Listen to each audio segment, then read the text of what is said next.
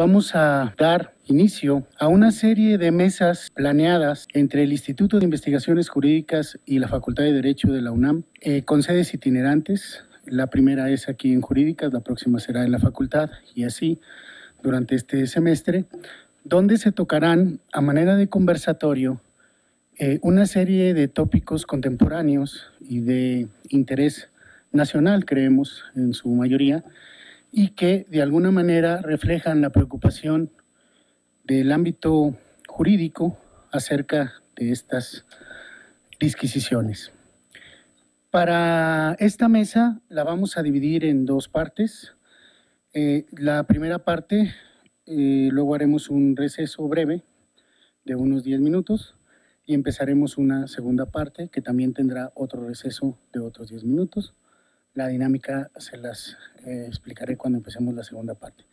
Vamos entonces a escuchar ahora al doctor Pedro Salazar Ugarte, director del Instituto de Investigaciones Jurídicas. Muchas gracias.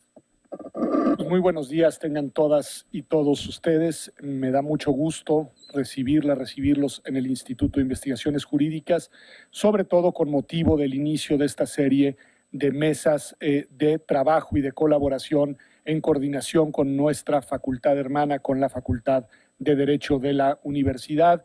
Me da mucho gusto recibir el día de hoy al director de la Facultad de Derecho en el Instituto de Investigaciones Jurídicas. En verdad, Raúl, muchas gracias por estar el día de hoy con nosotros. Debo decir que cuando empezaron a coordinarse las mesas y se preguntó a través de la doctora Socorro Marquina que quién vendría por parte de la dirección de la Facultad de Derecho, pues la buena, estupenda noticia que recibimos es que directamente el doctor Raúl Contreras Bustamante quería estar presente el día de hoy con nosotros, lo cual en verdad pues es una estupenda noticia para el instituto, para la facultad y es además el mejor banderazo de salida para esta actividad conjunta que tendremos a partir del día de hoy.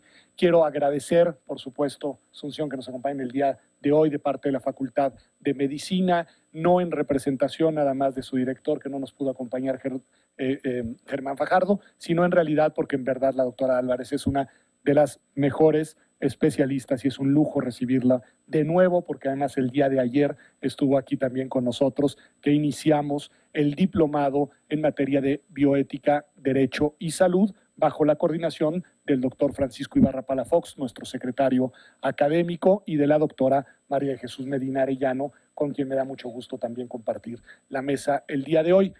No puedo no mencionar la presencia con nosotros de Mauricio Reina el día de hoy, que está también en esta mesa, y por supuesto de Jesús Martínez, que nos acompaña, Ortega, que nos acompaña el día de hoy, y por supuesto del doctor Fernando Canovalle, que es médico, pero es investigador de nuestro Instituto de Investigaciones Jurídicas, lo cual me da enorme gusto. También agradezco a Luis René Guerrero Galván la iniciativa de haber iniciado la coordinación de estas mesas de colaboración conjunta entre nuestras dos entidades académicas. Bueno, el tema que nos convoca el día de hoy es un tema, haré una breve reflexión, porque además mi área es más la de Derecho Constitucional y no tanto, digamos, algo tan complejo como la cuestión de la bioética, pero bueno, nos convoca un tema de una enorme relevancia.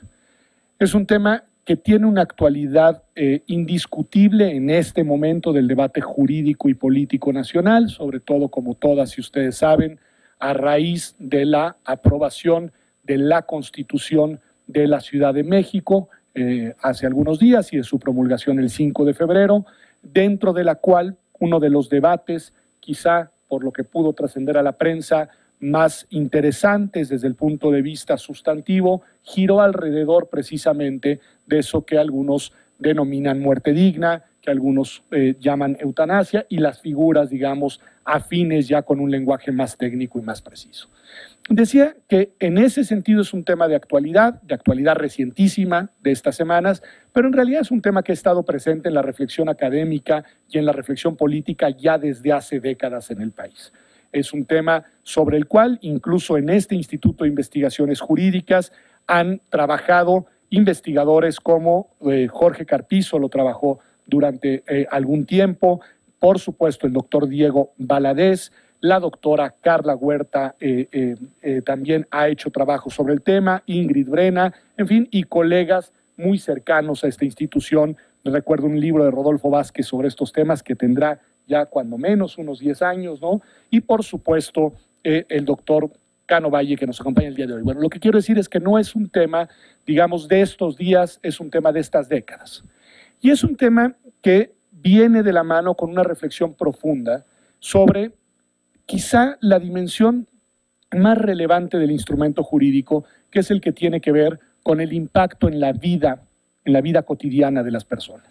Y por lo mismo, el tema de la eutanasia y los temas que están vinculados con la agenda de la bioética son temas que no se pueden analizar solo desde la perspectiva del derecho. Estos temas requieren una visión interdisciplinaria, digo algo que es muy obvio para los expertos en la materia, pero que quizá vale la pena, digamos, reforzar en la reflexión el día de hoy. En primer lugar, advertir que si bien el derecho pues es el instrumento a través del cual se establecen las reglas que van a ser lícito o ilícito determinado comportamiento, pues esa, digamos, decisión jurídica con un impacto vinculatorio para la vida de las personas debe de estar informada por otra serie de saberes.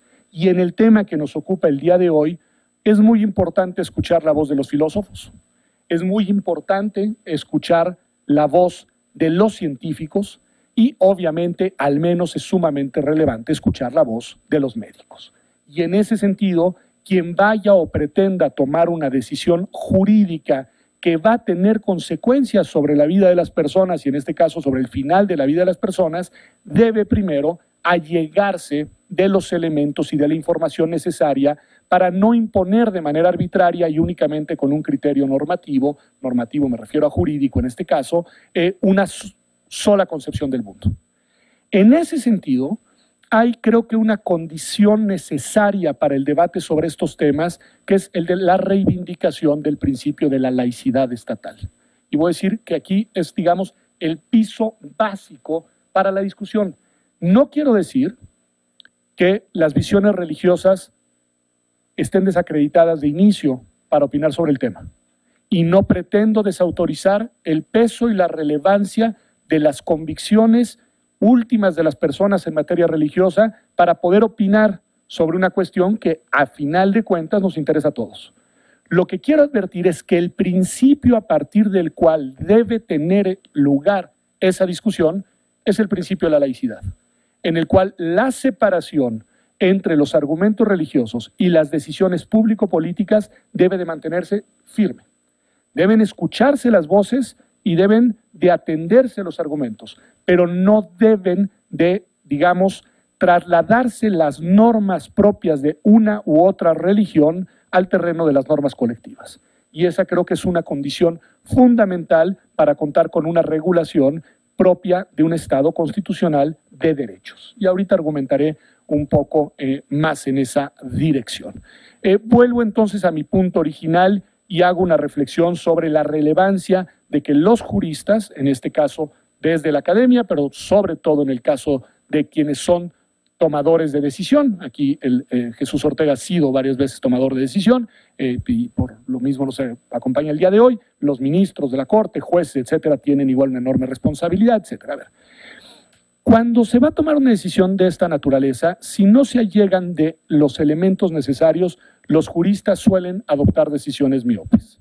Y lo que quiero advertir es que en el caso de México hay cuando menos dos discusiones relevantes afines a la temática que nos acompaña el día de hoy, en el que en sede jurisdiccional la Suprema Corte de Justicia de la Nación se ha llegado de opiniones, digamos, de los científicos para decidir. Primera de ellas, y creo que incluso fue la primera en la historia del país, aquel caso que quizá ustedes recuerden de un conjunto de amparos en materia de salud que eran interpuestos por unos miembros, en ese momento exmiembros de las Fuerzas Armadas, que habían sido contagiados con VIH y que por lo mismo habían sido dados de baja no solamente del servicio militar, sino también se les habían conculcado sus derechos y en particular sus derechos en materia de acceso a la salud.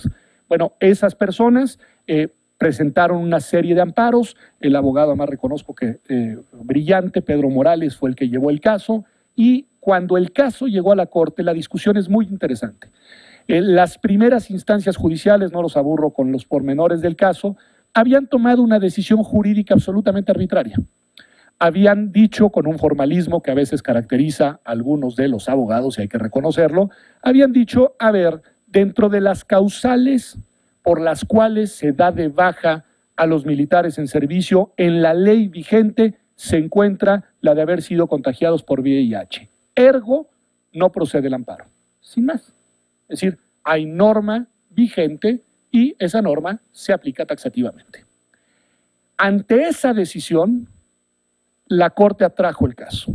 Y recuerdo que el ministro no era Arturo Saldívar, todavía no estaba, era José Ramón Cosío, en una discusión que vale la pena recuperar con el ministro Azuela, precisamente sobre formalismo jurídico, que era la posición del entonces presidente de la Corte, que decía, a esto no le podemos entrar porque ya se decidió, y además porque los elementos probatorios se presentaron en la primera instancia y entonces ya no podemos abrir el caso, era la posición de Azuela.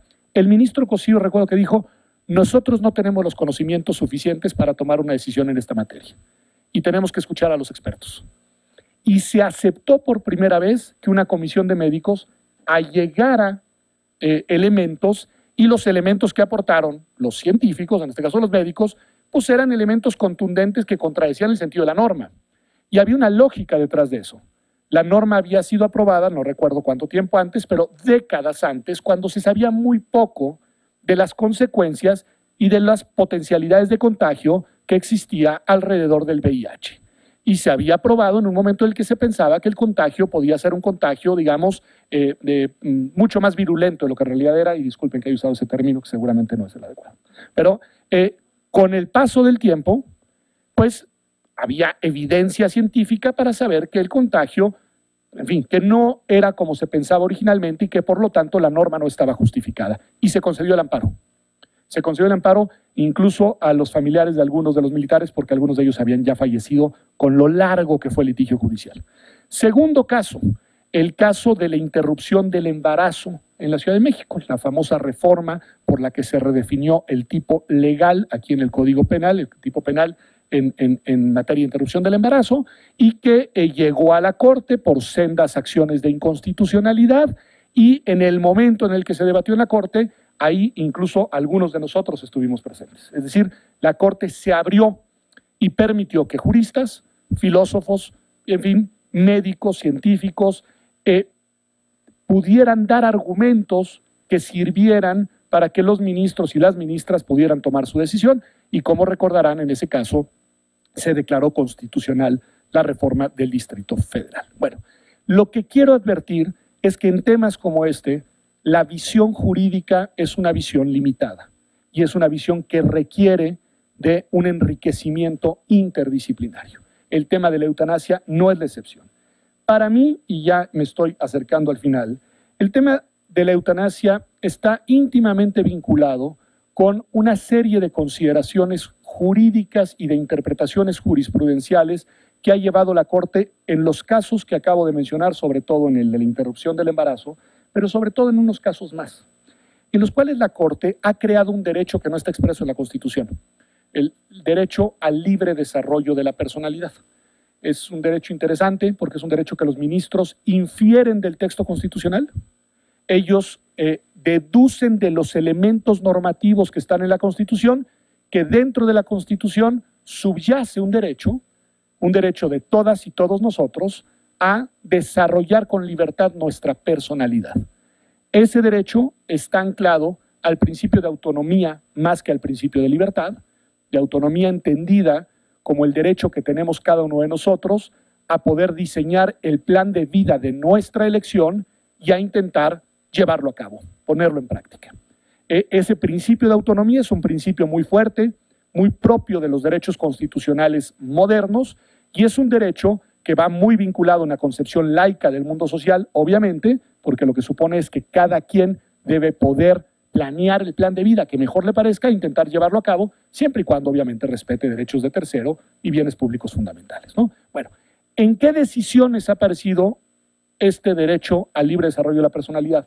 En primer lugar, en una interesantísima, no los aburro con el caso, pero lo pueden leer, cuando declararon inconstitucional las causales de divorcio.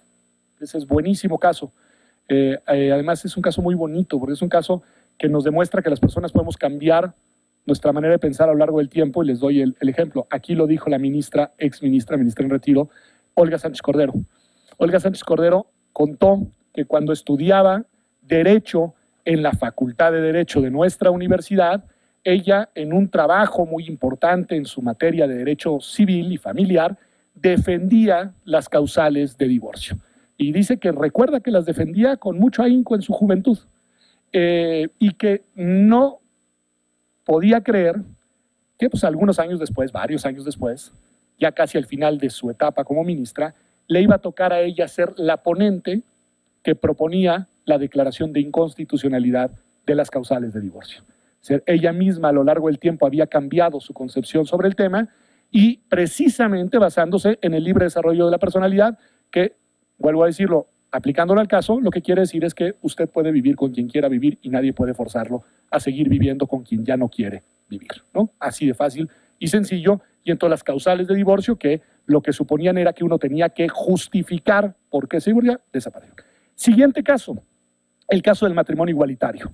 En el caso del matrimonio igualitario no solamente hubieron argumentaciones basadas en la no discriminación, en la no estigmatización, en fin, en el primero constitucional, sino que también los ministros de la Corte retomaron el libre desarrollo de la personalidad, aduciendo que las personas tenemos derecho a contraer matrimonio con quien mejor nos parezca, sin importar la orientación sexual, preferencia sexual de la persona, de las personas involucradas. Y último caso, un caso del que el doctor Cano Valle además tiene un punto de vista siempre muy interesante, muy crítico, muy filoso, que es el caso del consumo lúdico de la marihuana.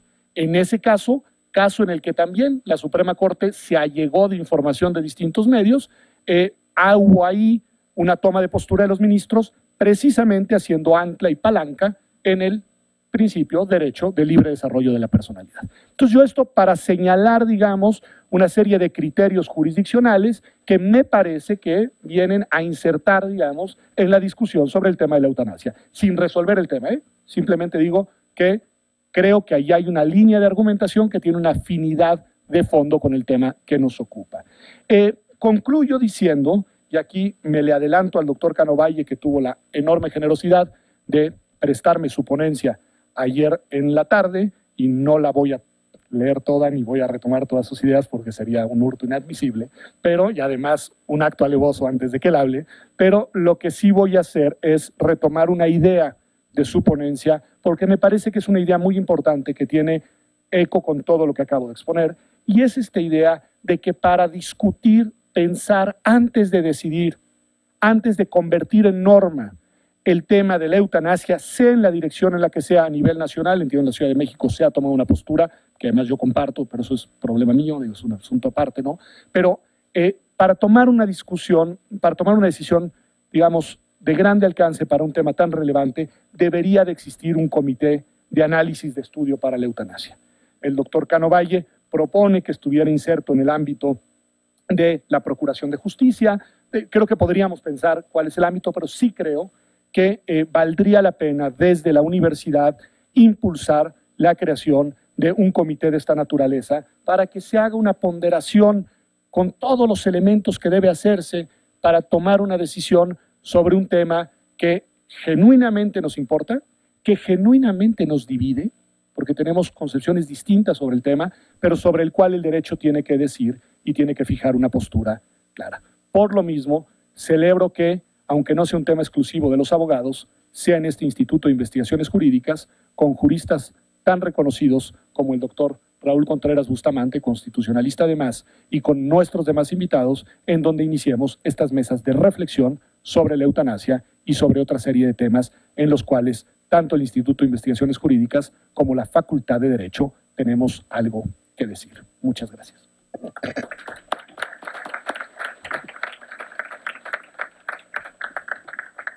Muchas gracias, doctor Pedro Salazar. Ahora vamos a darle el uso de la voz al doctor Raúl Contreras Bustamante, director de la Facultad de Derecho. Muchas gracias. Muchas gracias, doctor Pedro Salazar Ugarte, por esta primera de las muchas acciones que vamos a hacer entre la Facultad de Derecho y el Instituto. Me da mucho gusto ver a tantos estudiantes. Se ve que el Pumabús ya está empezando a dar buenos resultados. Una de las primeras cosas que hicimos para acercar a la facultad del instituto es convencer al rector que tenía que poner un Pumabús para que los muchachos pudieran venir a oír este tipo de conferencias y actividades que hace el instituto, interesantísimas. Me da mucho gusto ver tantas caras jóvenes que estoy seguro que se vinieron en el Pumabús sin escalas.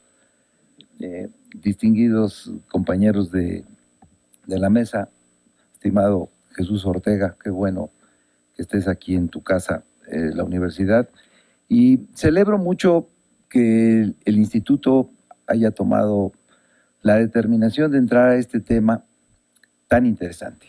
Voy a establecer un planteamiento muy concreto de muchas cosas que habría que decir sobre el tema, pero en respeto al tiempo de ustedes y al de mis compañeros de la mesa, voy a tratar de ser pues un poco resumido en mis argumentaciones, porque tiene que ver con temas de bioética y para ello pues hay una autoridad, el doctor Fernando Cano Valle, además de haber sido director de la Facultad de Medicina y ser el único investigador en jurídicas médico, pues fue el responsable de la Comisión de Bioética de la Secretaría de Salud.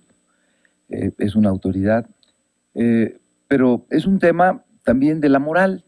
Fíjense, para nosotros el tema de la moral en la facultad pues ha ido haciéndose a un lado. Hay profesores que dicen que los temas morales no tienen que ser tan discutidos en los temas de derecho, sino más bien los de ética, porque pues la moral es hacia adentro de los individuos y lo que nos importa en el derecho pues es el cumplimiento de las leyes y de las reglas sociales, pero en este caso tiene que ver con la moral y tiene que ver desde luego con el derecho constitucional, y al final con eso voy a terminar.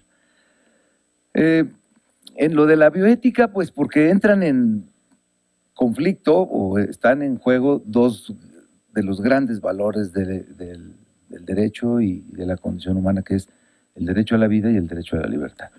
Son las dos grandes, creo que los dos grandes derechos fundamentales núcleo. Los dos están en medio.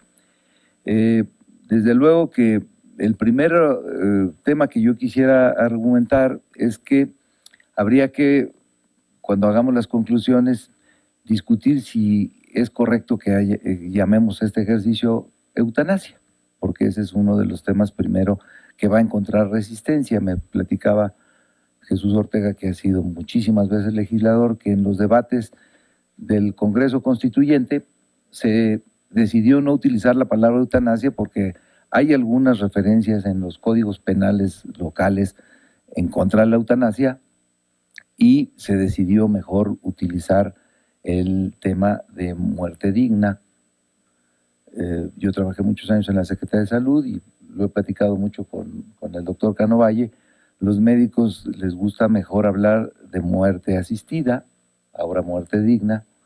Algunos hablan de ortotanasia, que es la actuación correcta de aquellos que atienden a quien sufre una enfermedad incurable o terminal, que se diferencia de la eutanasia porque nunca pretende adelantar deliberadamente la muerte, pero digamos la ortotanasia es algo que se practica en los hospitales y en los institutos. Muchos médicos muy sensibles al dolor aceptan la decisión de un paciente o la decisión de los parientes de pues ayudar de alguna manera a no alargar demasiado la vida y el dolor de alguien, y se practica a riesgo de su calidad profesional y a riesgo a veces de su propio ejercicio, porque está prohibido por la ley hacerlo.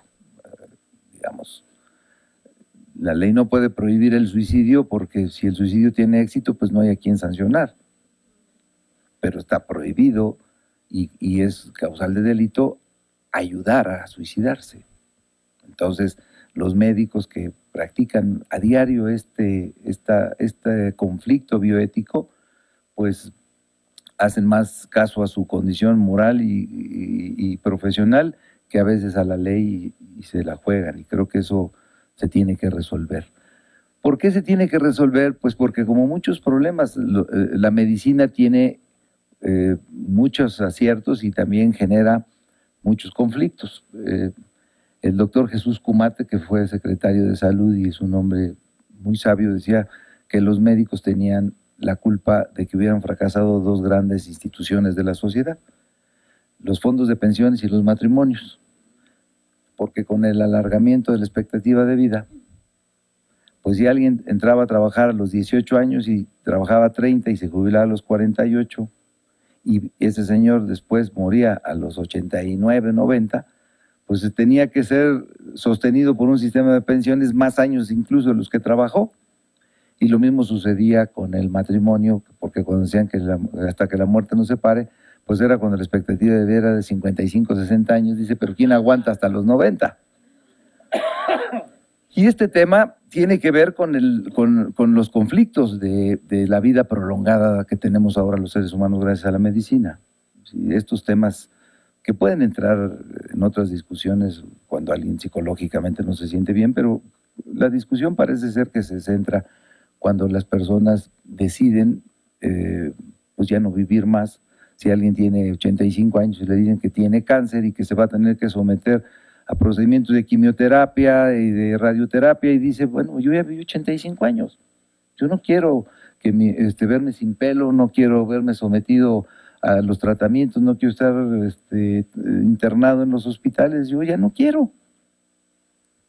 Y resulta que no tiene ni los elementos legales ni los instrumentos científicos para tomar una decisión sobre su vida y sobre la libertad de decidir sobre su vida. Entonces, esto se genera cosas muy interesantes y creo que hay que insistir en este tema. Independientemente de que desde luego debe de ser estudiada pues, por los médicos, por los filósofos, por los abogados. Yo creo que aquí hay un tema y una oportunidad y qué bueno que el instituto esté convocando a ello, porque solamente la UNAM lo puede hacer por la característica de que somos una institución pública en donde el elemento de la laicidad rige nuestra actividad. La Universidad Nacional Autónoma de México es la conciencia crítica de la nación. Aquí podemos nosotros discutir con toda la libertad cualquier tema. Estoy seguro que en otras instituciones jurídicas este tema no se va a discutir o se va a discutir de manera muy sesgada, pues muchos casos porque instituciones religiosas son las que las financian y otras pues instituciones muy conservadoras también lo financian y este es un tema que tiene que ver desde luego con la laicidad y aquí me sumo a la opinión de Pedro, aquí es donde se tiene que dar. Y voy a tratar de decir por qué se tiene que dar en la universidad básicamente. Desde el punto de vista de la moral, nosotros si estudiamos lo que se ha dicho sobre derecho y moral desde el punto de vista también de la laicidad, porque hablemos de una moral laica, pues podemos decir que el crear las condiciones para que se establezca legalmente las posibilidades de la muerte digna es un asunto que solamente le va a beneficiar o va a tener acceso quien lo quiera hacer. Y que no se vale que los que no creen en que una persona pueda decidir sobre su vida y su libertad porque afecta derechos divinos, impida que los que laicamente creen que sí tienen el derecho de hacerlo, lo haga. Entonces, finalmente, estamos hablando de que el que la ley lo llegue a establecer o a permitir, pues no va a ser un mandato para que llegando, como las jubilaciones en las empresas, a los 85 se lo apliquen a una fuerza, ¿no? Finalmente es un será una posibilidad a la que podrá acceder el que crea y el que quiera, y no que se convierta en una posible comisión de delito o de sanción de alguien que ayude a una persona a tener una muerte digna, porque seguimos atados a estos principios pues tradicionales y que han venido cambiando. Desde el punto de vista de la moral, yo quiero citar dos cosas que encontré para estudiar, porque pues cuando me dijo Pedro que teníamos que hablar con autoridades como la Facultad de Medicina y con Cano Valle, que tiene esta doble cachucha de ser investigadores jurídicas y médico, pues hay que estudiarles, ¿no? Lo primero, encontré una definición de Kant que decía: la ley moral es autónoma. El hombre solo está sometido a una legislación propia y sin embargo general. O sea, el tema de la moral es un tema en donde se discute pues que la moral mueve más a la sociedad que el derecho, porque las leyes se respetan más por convicción que por coerción, y es cierto. Y otra de un célebre checo que encontré, este libro de Derecho y Moral que se escribió allá a finales de los 50, que dice: el derecho no está en las leyes y convenios de papel, ni tampoco en las penas de la cárcel y el infierno, sino en la moral, en el corazón de los hombres. Entonces, de lo que se trata de crear es un estatuto jurídico que permita a la ciudadanía moralmente decidir sobre su vida y sobre la libertad de tomar estas grandes decisiones. Y aquí voy un poco a establecer el tema de que sí es un tema de derecho constitucional. Y voy a decir por qué.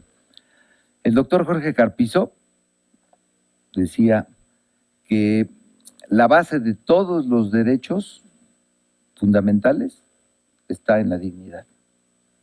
El fundamento de todos los derechos fundamentales está en la dignidad. Creo que aquí es un tema en donde nosotros tenemos que atenderlo. Es decir, dentro de los principios de progresividad que nuestra Constitución caracteriza a los derechos humanos, progresivamente nosotros tenemos que ir cambiando las cosas, como se cambió el divorcio, que era una institución muy sólida, y entender hoy que el tema de la muerte asistida o la muerte digna es un tema que progresivamente nos llegó la hora de modificar. Es decir, uno de las definiciones esenciales del derecho a la vida incluye la calidad y la dignidad de cómo se vive. Porque alargarle la vida a alguien contra su voluntad, pues creo que no es digno y creo que no es vida. Si alguien en un momento dado determina que es momento de poner fin a su existencia y haciendo uso de este derecho intangible de libre desarrollo de la personalidad, argumenta igual que como se argumentó en los anteriores asuntos: yo he investigado y de manera libre, informada, consciente, voluntaria, decido poner fin a mi vida. ¿Por qué? Pues porque quiero que mis nietos me recuerden cómo estoy, porque no quiero que mi familia sufra gastos catastróficos en una atención que de todos modos no se va a prolongar más allá de lo que yo deseo, porque no tengo intención de vivir más años postrado de una enfermedad, porque he vivido plenamente los que viví y creo que con eso me alcanza, es mi decisión libre.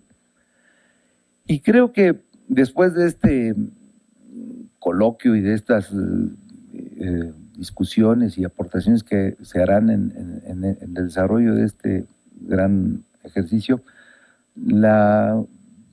sin duda nosotros podríamos patrocinar un litigio estratégico. El doctor Cano Valle sabe yo que conocemos a los institutos. No debe de ser muy difícil encontrar en el Instituto de Cancerología o de Nutrición a alguien que desee ser el promotor de una cosa de estas cuando no quiere seguirse sometiendo a las cuestiones. Si alguien le solicitara al director del Instituto de Cancerología que le aplique la muerte digna, seguramente el director del instituto le va a contestar que no se lo puede hacer, porque está prohibido. Y entonces, un amparo en donde se establezcan estos principios y estos conceptos de libre desarrollo de la personalidad, de una decisión soportada por un diagnóstico médico, debidamente informada, en donde no existe ninguna presión de otra persona. Estoy seguro que pudiera llegar a ser discutida en la Corte y ayudar, porque finalmente lo que sucedió en el Congreso Constituyente de la Ciudad de México, pues ya está ahí plasmado, pero todavía corre el riesgo de ser declarado inconstitucional si no tiene el debido soporte. ¿Por qué? Pues porque va más allá de la Constitución. Y si esto no se establece de una manera en donde los que creemos que es un derecho al que tenemos que defender, porque lo podemos llegar a necesitar todos, creo que pudiéramos encontrar en este ejercicio constituyente todavía pues la posposición por mucho tiempo más en caso de que la Corte declarara inconstitucional el Congreso, la decisión del Congreso Constituyente por falta de elementos. Entonces, creo que viene muy oportuno el desarrollo de este coloquio. Felicito a Pedro y a los investigadores que hicieron posible este trabajo conjunto. Estaremos muy pendientes del avance de ellos y estaremos muy atentos a poder tratar de que los académicos de la Facultad de Derecho también y de los litigantes de la Facultad de Derecho pues estén muy atentos a todos estos temas que creo que son de una gran actualidad. Y les agradezco nuevamente la hospitalidad. Muchas gracias.